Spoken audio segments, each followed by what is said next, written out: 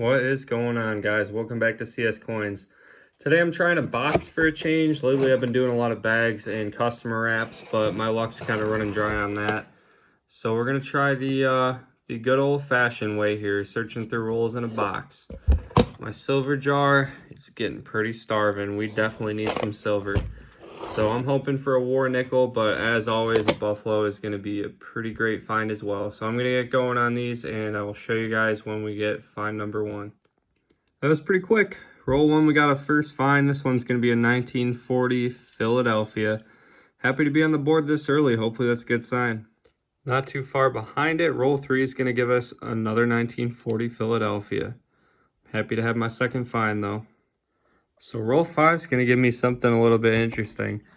I'm thinking this could be a die clash on a 1966 nickel. It's kind of tough to see right in that light there. It is going to be pretty lustrous, if I said that word right. But I think this pattern on the back is going to be Jefferson's bust.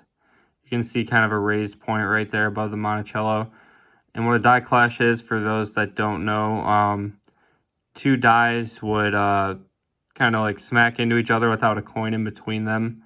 So then every coin stamped after that with those dies is going to have like a little impression of the image of the other side of the coin on it. I found a few. This one, it's kind of hard to tell, like I said, with all the, lust on it. It's really, or luster, not lust. It's kind of hard to tell for sure, but I'm going to hold on to that, and I will try to get an answer on that for sure. Roll 12, and that could be a dirty edge right here, but that is looking kind of silver to me. So we're going to see if we get lucky and get a war nickel here. That is going to be a war nickel. You love to see it. Got a Denver mint mark, and that's going to be last year, 1945. Awesome. I'm super happy about that. We're on silver pretty early in the box, and we got a lot of rolls to go. So hopefully it's got some friends. Two rolls later, I got another 1940, the third one of the hunt, the third 1940 Philadelphia of the hunt. And that's the only date I found other than the war nickel. I found two other ones, so this is the third one. Ridiculous. I'm hoping we can get more variety in the 40s, but I'm not going to complain about another find. Pretty goofy stuff. Roll 17. It might be a little hard to see with the lighting here, but looks like this one here is going to be pretty old. So we're going to go ahead and check that out live, see what we got. That is an older one, 1939. Let's see if we have a mint mark. I'm hoping we do. Just a Philadelphia, and from the naked eye, I don't see any doubling, but I've said this in the past. I'm planning on just stockpiling a ton of 39s and scoping them all at the same time, just doing a little DDR hunt, see if we can find anything, but I'll take that. It's a date besides 1940, so I'm happy with it. Just looking at that same roll laid out here, and it looks like we're going to have a 1941 pretty close to that 39. This one's going to be a Denver. Looks like we're going to have 1939s back to back. In the very next roll, we got another one. Let's hope for that mint mark on the back. Let's see. And of course, it's a Philadelphia, but I'm happy to have it. This box has definitely been hot so far. Same roll, I've got another find. This one's a 47 Philly. Got quite a few finds already, and we're pretty early in the box still. I can't believe it, guys. The next roll, I thought I was seeing things. I got a 1950 here. This is at least a semi-key date. If it's got a mint mark, it's the hardest Jefferson nickel you can possibly find. Let's pray there's a mint mark on this one, guys. I'm looking for that 50D. I don't think we're going to have it, but I'm really crossing my fingers here. Philly, that's such a bummer. I've probably found like 4 or 5 1950 Phillies, but it's still a really cool find. Seeing that date just gets your blood pumping. Hopefully we can find the key date in this box. That would be cool. You have got to be kidding me. What are the odds? 1950.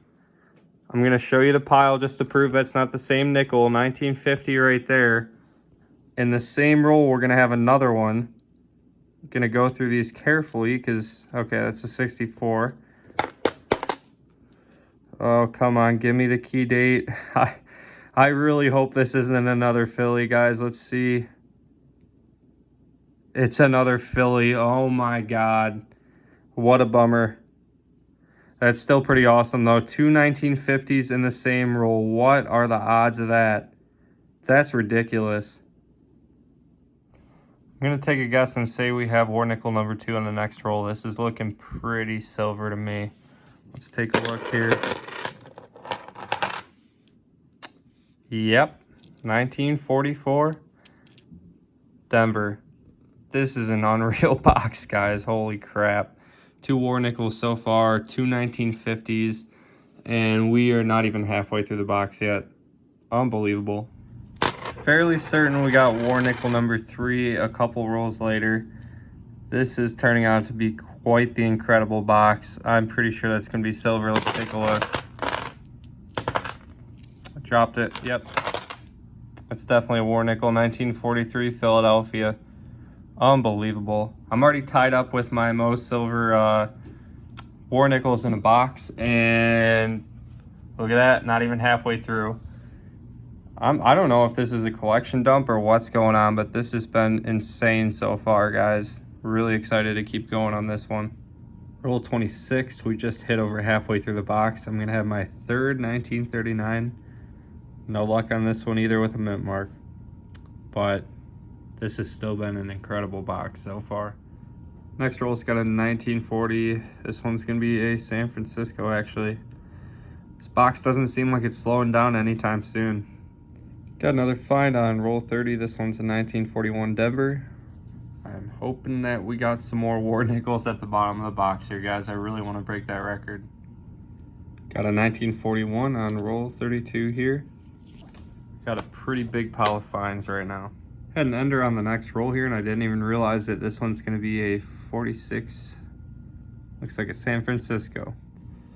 Roll 34, I've got a 1940 Philadelphia. It's going to give us a lot of finds. I think we're over 20 at this point. I'm going to be holding on to this one. The very next roll, I got a 1961, and this thing is in good condition.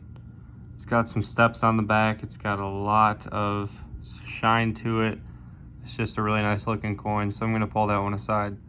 Unfortunately, the rest of the box was pretty trash. I'm not going to have my next find until roll 50. It's going to be the very last find. And this one's going to be a 1947 Philadelphia. Still really happy with what I was able to find, though. I'll be back momentarily with the wrap-up. Looks like switching up and doing a box for a change was a pretty good idea. I did pretty great this hunt. Ended up with 3 silvers. Gonna have a little run of years here. We got a 45, 44. Those are both Denver, and a 43 Philadelphia. So 3 different years of War Nickels.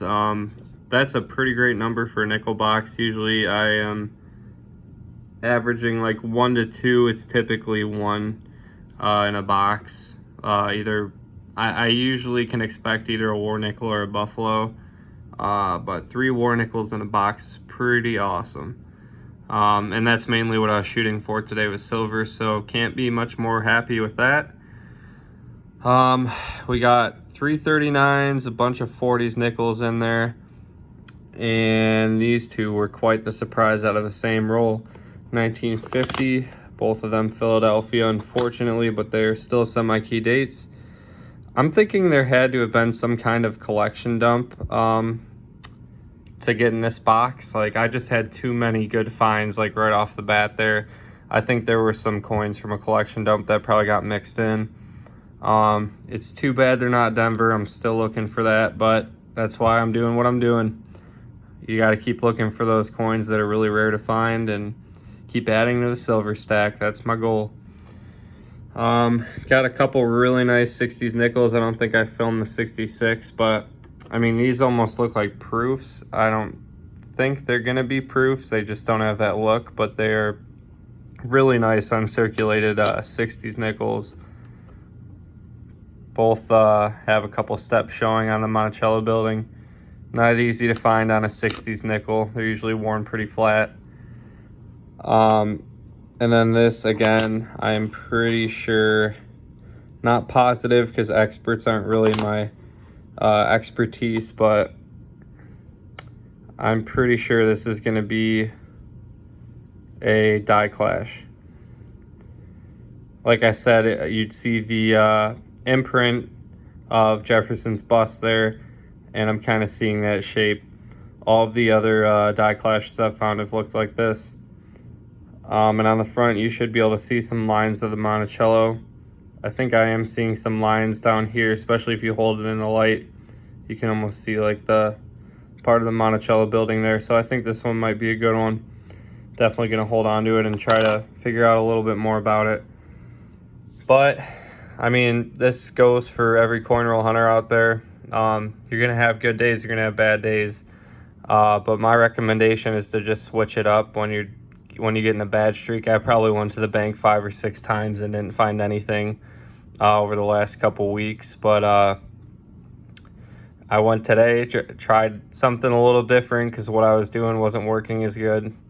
And doing the machine wraps paid off. Sometimes customer wraps will pay off. Sometimes the bags will pay off. It all depends. Because I went through a $200 nickel bag just a couple days ago. I got one more nickel out of the whole thing. Nothing else too great. So it's like, it really all depends. But really happy with the results on this one. I'd like to thank everyone for watching. If you enjoyed the video, please consider liking, commenting, and subscribing if you're not yet subscribed. And please consider hitting that notification bell so you guys can be notified every time I upload. You won't want to miss any of these videos. So I hope everyone has a good one, and thanks again for watching.